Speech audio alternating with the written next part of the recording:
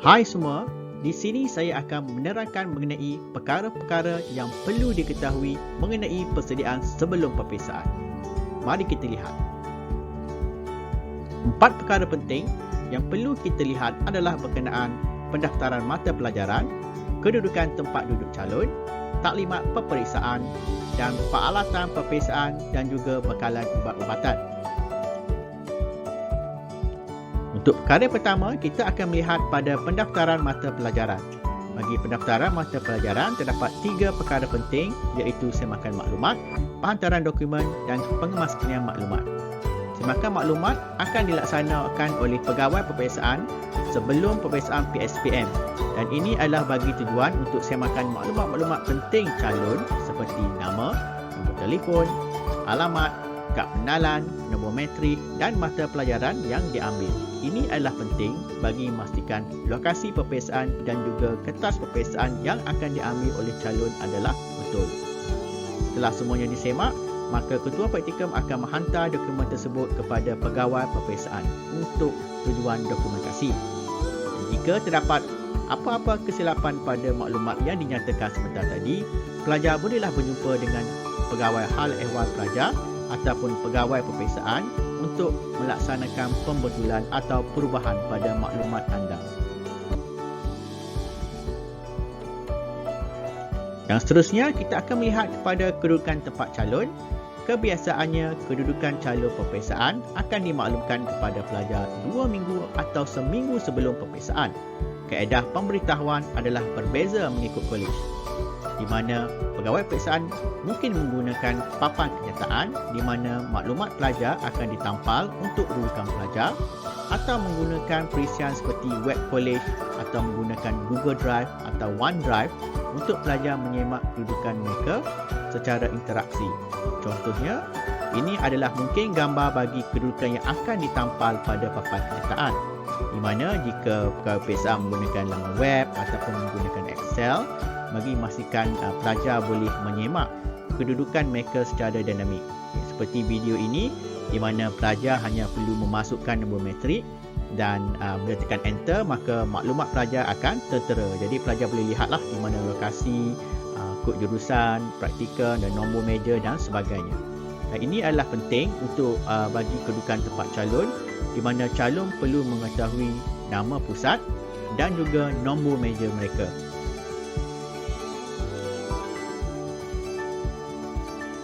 Seterusnya, kita akan pergi kepada taklimat peperiksaan. Untuk taklimat peperiksaan, ia bertujuan untuk menyampaikan maklumat terkini mengenai peperiksaan kepada semua calon dan taklimat ini akan diberikan pada setiap semester dan kebiasaannya pada minggu ulang kaji pelajar. Perkara pertama yang biasanya diterangkan adalah berkenaan dengan jadual peperiksaan, di mana pegawai akan menerangkan berkenaan masa dan hari bagi mata pelajaran yang terlibat dan juga penting untuk pelajar mengetahui maklumat ini bagi memastikan mereka dapat melaksanakan persediaan pembelajaran. Seterusnya adalah lokasi, kerana setiap kolej mengandungi tempat atau lokasi yang berbeza dan ini adalah penting untuk pelajar mengetahui apakah lokasi-lokasi yang digunakan untuk peperiksaan dan jurusan yang terlibat. Dan seterusnya adalah syarat peraturan.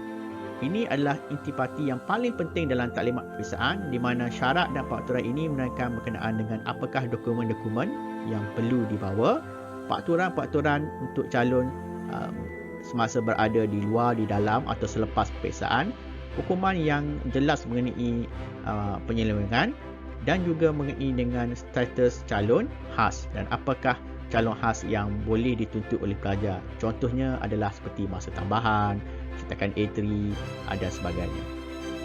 Dan yang terakhir sekali adalah tarikh-tarikh penting seperti keputusan peperiksaan, tarikh semak semula dan juga takwim akademik pelajar. So ini adalah 4 maklumat penting yang akan disampaikan semasa taklimat peperiksaan.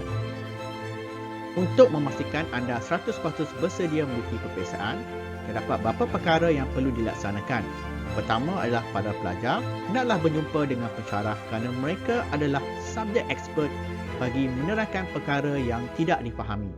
Dan kedua, pelajar boleh melaksanakan pembentangan secara berkumpulan kerana ini akan menguji pemahaman anda dan juga untuk berkongsi idea. Ketiga adalah berkenaan penjagaan kesihatan.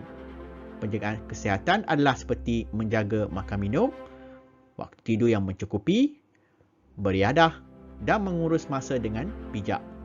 Yang seterusnya, kita akan melihat perkara yang perlu dibawa semasa menduduki peperiksaan. Yang pertama, setiap calon adalah membawa kad pengenalan dan juga kad matrik calon. Yang kedua, pensel 2B dan pen sebagai alat tulis. Botol air minuman boleh dibawa ke dewan, tapi anda hendaklah memastikan petugas akan memeriksa botol air tersebut. Kalkulator yang dibenarkan dan kalkulator yang dibenarkan adalah berjenama Casio FX570 atau FX570 Plus. So, ini adalah jenis kalkulator yang dibenarkan untuk calon guna pakai semasa menduduki peperiksaan.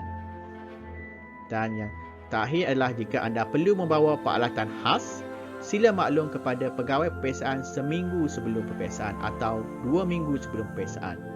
Kerana keperluan khas berkemungkinan memerlukan kelulusan dari pihak bahagian matrikulasi Putrajaya. Contoh, calon ingin memohon untuk cetakan kertas soalan dalam saiz A3 kerana anda mempunyai masalah penglihatan. Permohonan awal ini akan memberikan masa kepada pihak terlibat untuk menyediakan keperluan ini pada hari peperiksaan. Jadi jika anda memerlukan contohnya yang saya maklum tadilah, cetakan A3 tapi anda mohon sehari sebelum peperiksaan, so ini akan membawa masalah kepada anda untuk menerima bahan dalam bentuk A3 kerana masa yang disampaikan adalah terlalu pendek. Dan kita pergi yang seterusnya pula. Yang seterusnya kita akan melihat terhadap rawatan dan juga bekalan ubat-ubatan. Berkenaan dengan rawatan, pelajar hendaklah sensitif dengan tarikh temujanji, sama ada rawatan di klinik ataupun di hospital. Yang seterusnya adalah pastikan tarikh rawatan adalah sama ada sebelum atau selepas peperiksaan PSPM matrikulasi. Dan berkenaan ubat-ubatan, pelajar hendaklah memastikan bekalan ubat-ubatan adalah mencukupi, terutama bagi ubat terkawal seperti darah tinggi, kencing manis, kolesterol dan sebagainya. Dan ubat-ubatan tidak dibekalkan oleh pihak bahagian matrikulasi. Dan jika berlaku serangan masalah kesihatan semasa menjawab peperiksaan, ianya akan memberi implikasi kepada pelajar.